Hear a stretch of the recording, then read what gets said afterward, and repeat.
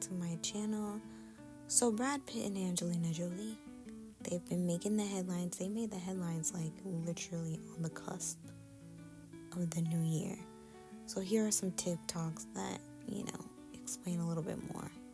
All right, so if you guys want to talk about some powerful synastry, let's look at Brad and Angelina's chart. This chart is actually the perfect example of how to look at the vertex line when you're reading synastry charts. They both have each other's vertex line conjunct their ascendants. And the other thing you want to look at is if there's any planets that are conjunct the vertex line, it normally symbolizes that there is a fated karmic connection. Depending on the planet, you can assess what the karma is. In this case, her Venus is conjunct his vertex, meaning this likely felt like a really strong love at first sight connection. They were meant to come in, activate each other, and change each other's lives. Meaning that while they likely do make each other better people, they're also forced to confront their self-destructive behaviors through this relationship. Her sun is also square his Pluto, which they say is like the twin flame indicator. So yeah, really powerful, but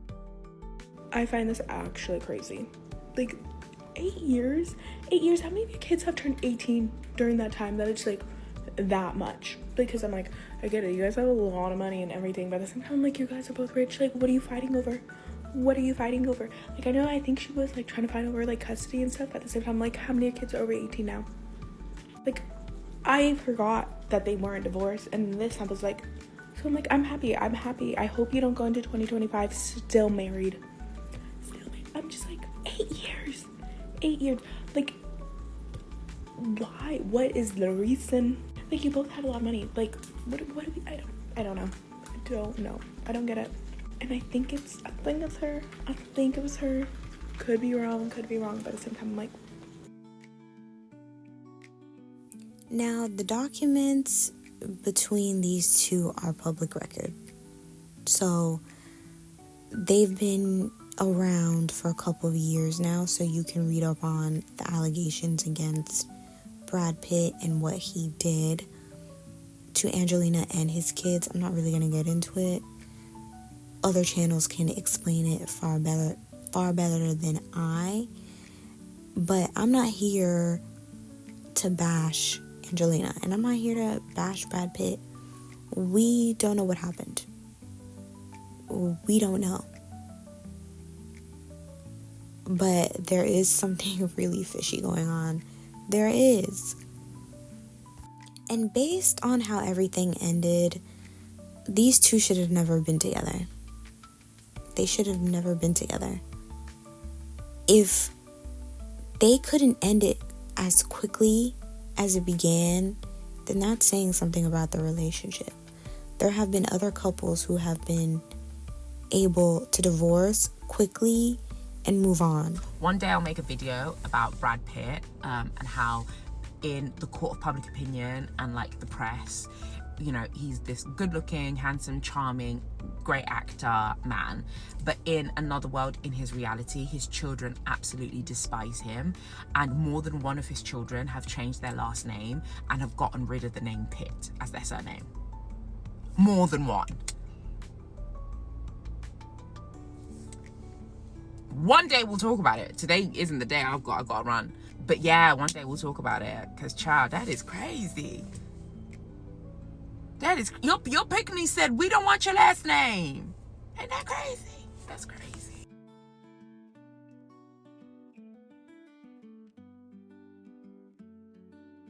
Before we move on, please like, share, and subscribe. I would very much appreciate it. Alright, so let's get into Justin Bieber and Hailey Bieber. These two are fascinating to me. I've never seen a couple where the guy is 50% interested and 50% not whenever you see them together. I have my opinion about this couple, and I do not think that they should be together. Hailey is not going to leave this man for another 5 more years. She willingly sought after this man, and she got him. But she didn't get a whole man. She got a very damaged man.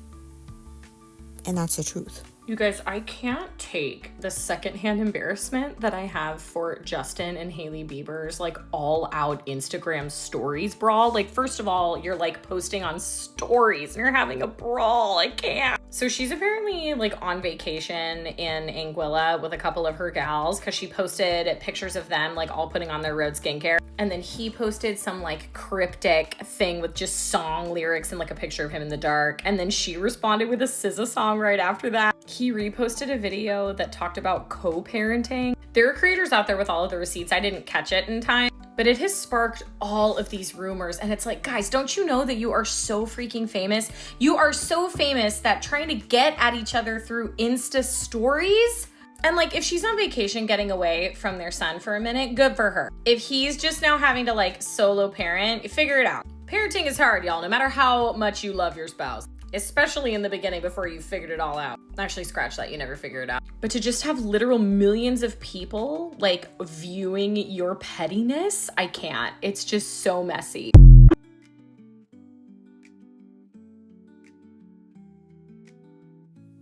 Hailey has suffered a lot in this relationship, more than I think we know. The public still wants Justin to be with Selena, even though they've both moved on. That's crazy to me that people still think that's ever gonna happen again. It's not. Hailey has done nothing wrong in my opinion, but people still keep coming for her. Yeah, she chased him, yeah, whatever. But like, what? Let's talk about it. Let's absolutely talk about it. I can't keep doing this every 3-4 months, you guys. I really can't. The internet is freaking out because mom and dad apparently had a musical lyrical war on their Instagram over the weekend while she was in the Caribbean with her friends. His dad chimed in apparently with a nice tweet. Listen,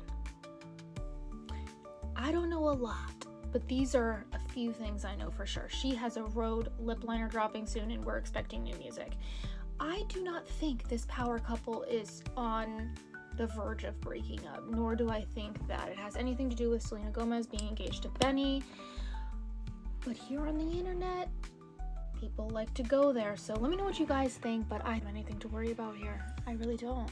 But I think let's drop the lip liner and new music.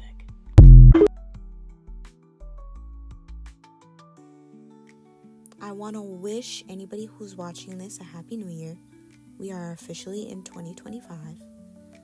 Hopefully this year is better than the last for anyone. And let's be healthy and prosperous. And New York is New York, so let's take a peek at New York.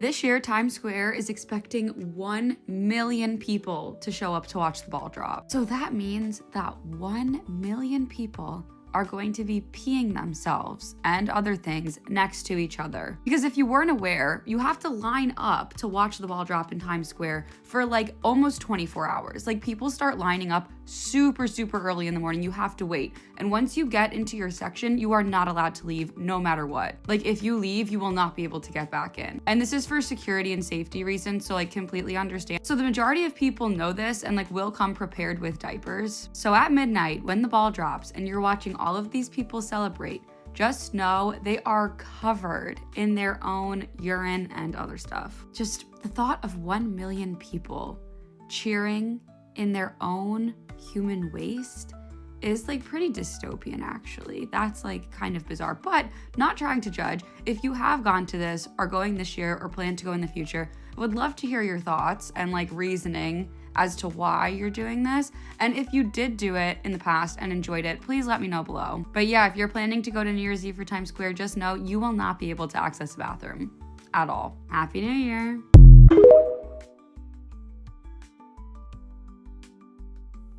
Apparently there's a dupe of the Birkin bag being sold at Walmart now. And it's between $80 to $100. I didn't think much of this because there are dupes for everything out nowadays. Like, if you can't afford something, buy something similar to whatever product you're trying to get. But I've watched some TikToks and they've explained why it's concerning. And take a look at what some people have to say. Since my last video was a little bit confusing for you, I'll decode it as simple as I possibly can. The wirkin and the Birkin are the exact same bag. Not because it's counterfeit, not because it's an exact identical replica of that bag, but because the experience that people are getting with getting the wirkin is the exact experience people get when getting a Birkin. I want you to go read the comment section and replace every word where someone says Walmart with Hermes and understand that comment literally is still valid. The whole controversy about the Walmart Birkin is hilarious. First of all, the bag is super pretty, and it only costs $80 to get. And let's just be for real, I feel like a regular Birkin is really cheap to make anyway. The same way y'all found out Dior bags were only $50 to make, but they're selling them at $4,000 or $5,000. Buying a Birkin for $30, $40, $50, how much they cost, it's just not worth it. Now, to the people making videos be like, oh my god, my Birkin's worth nothing anymore. If you buy things just to be like, it's so expensive, instead of just liking how it looks, that is not a flex. I always say you should never buy designer if you're just looking for people to be like, oh my god, your bag's expensive, or you want to be flashy. You should buy a designer bag because you really like the way it looks. You like the quality of the material and the feel-good feeling. And this just stems off those two sisters that bought a bunch of fakes. They obviously like what they got, but the whole world was like trying to clown them in the comments. And my thing is like, with this economy now, I don't know how anyone's affording multiple designer, especially doing hauls. Like, I'll get a designer here and there, but to have a full-on 10-15 items in one haul like every month makes me go but if you like it, just get it. Who gives a hell what anyone thinks? Let's get into Timothée Chalamet and Kylie Jenner. People are claiming that she's pregnant because she put a bag over her stomach in a video. People were claiming that she was pregnant last year. She's not. She's not pregnant. This PR relationship, situationship, whatever this is unserious. Because if it was serious, he would be like, no, this is my girlfriend. We're together. And forget being private. You can be private while still claiming the person that you're with. I don't care. Zendaya and Tom have done it. They can do it as well. She better be smart. She better not be pregnant by this man. Craziness. Alright, award season is gearing up, girl. It's January. A lot of people are on a lot of magazines, a lot of interviews.